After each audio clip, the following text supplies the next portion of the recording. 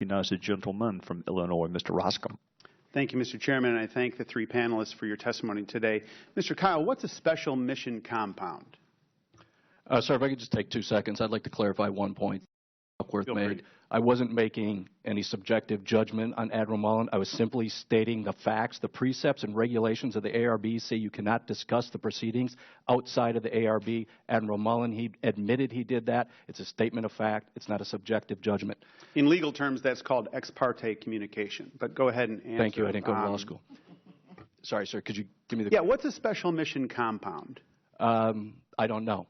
To be honest, when our review, Undersecretary Kennedy, in authorizing that, made up that term in order to avoid the OSPB security standards. It's an interesting thing. Yesterday in our office, we did a Nexus Lexus search of special mission compound, not Benghazi. Now, there may be other ways to search. There may be other ways to look out over the landscape. The result of looking for that term yielded nothing.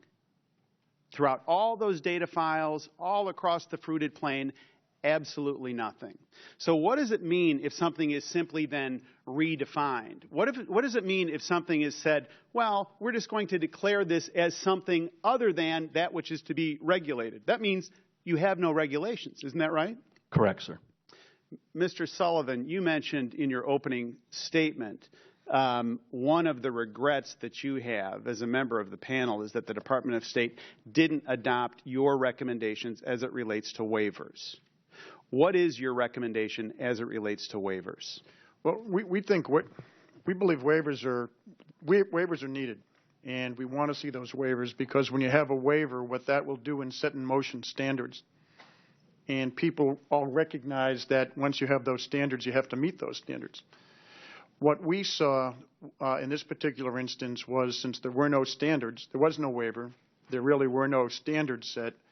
And I think somebody brought up the fact before that there were a lot of people coming in there and some very dedicated people, some very hardworking people, and some extremely well-intentioned people and dedicated people. However, these were people that were extremely inexperienced, and they were coming in for 30-day periods.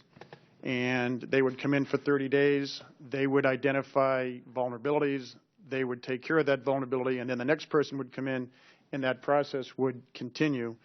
And so you're saying you need an orderly process by which things are waived, not declarations on the part of the Department of State that it's all waived. Is that right? Right. It goes back to what we talked about before, risk management. And, in its simplest terms, risk management is all about identifying the threat, identifying the vulnerability, and then coming up with the mitigation for that threat. And we just did not see that formalized process ongoing. Question. You said earlier in answer to Congressman Smith that on Benghazi they didn't get the threat information. Now, I understand that threat information may be a term of art, but to Mr. Westmoreland's point earlier, certainly a bomb blowing up on the side of a wall, the whole litany of events that took place beginning March 18th, 2012, until the first time there was a communication from Ambassador Stevens, isn't that enough information? So you're not saying nobody was aware of the nature of the threat. Is the threat a term of art?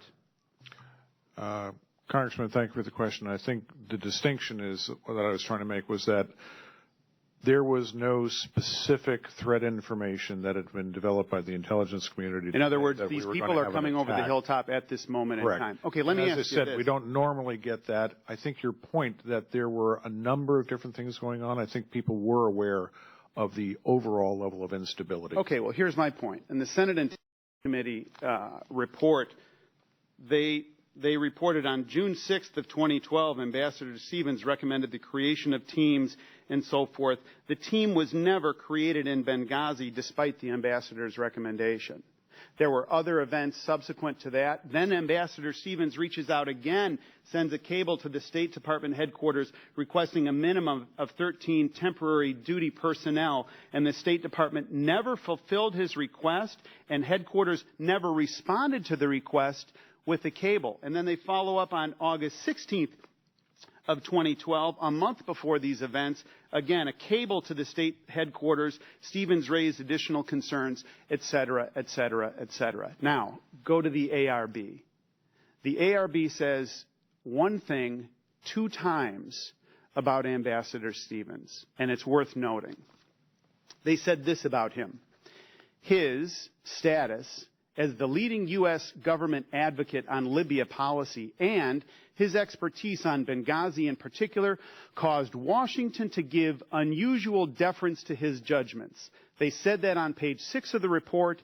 They cut and pasted it. They liked it so much, they put it on page 34 of the report.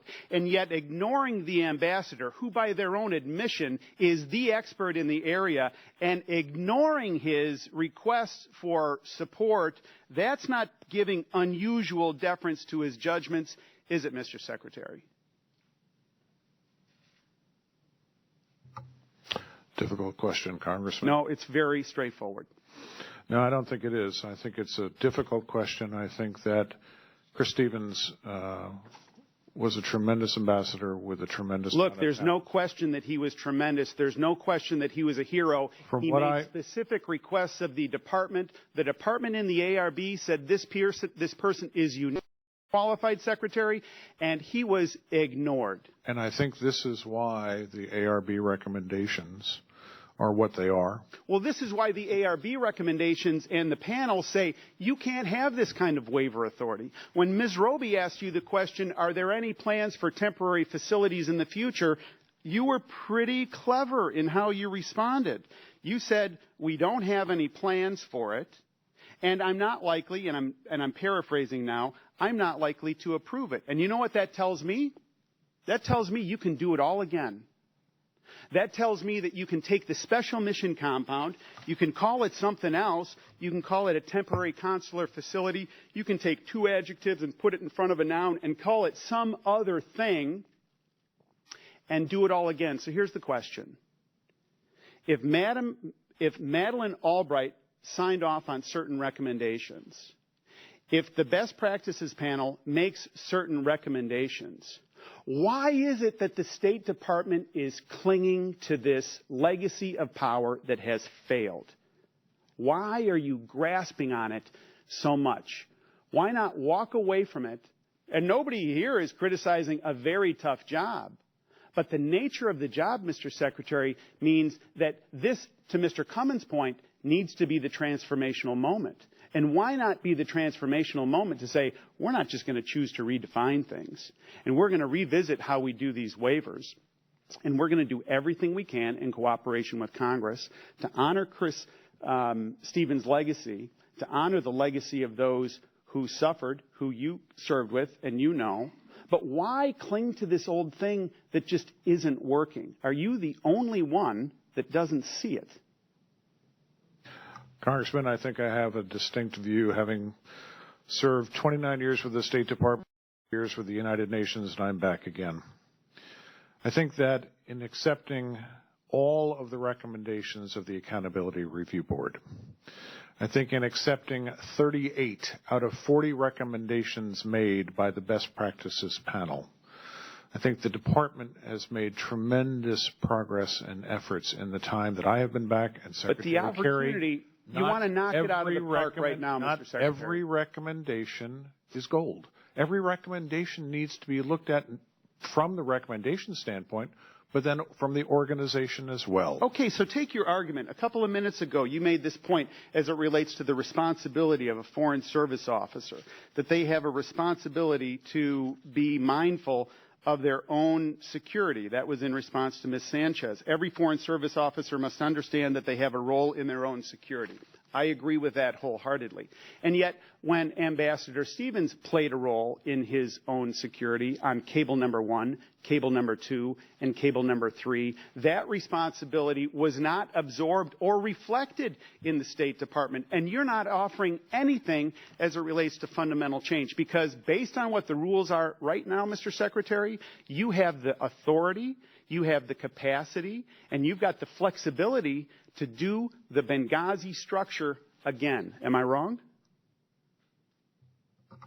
The rules have been changed. Who is responsible is clearly defined.